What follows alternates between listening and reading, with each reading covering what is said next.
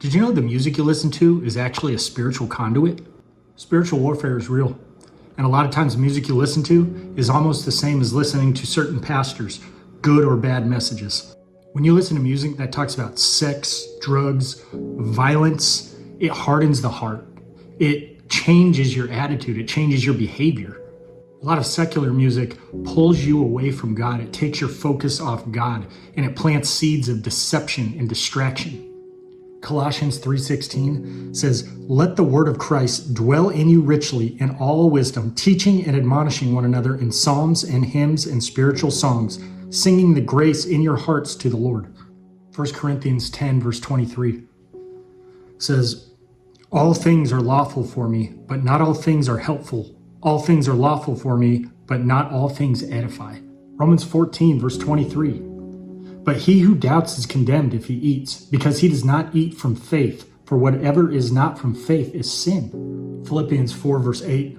"Finally, brethren, whatever things are true, whatever things are noble, whatever things are just, whatever things are pure, whatever things are lovely, whatever things are of good rapport, if there is any virtue and if there's anything praiseworthy, meditate on these things." Y'all, when you're listening to music, you need to be clear in your intention, mindful that what you're listening to may not be the best thing for your spirit, for your soul.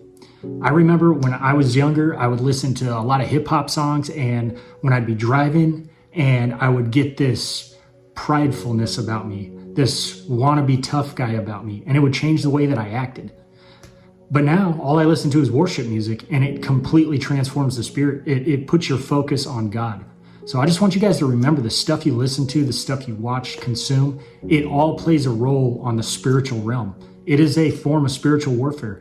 It just makes it sound good to the ears. And you know what they say about the itching ears?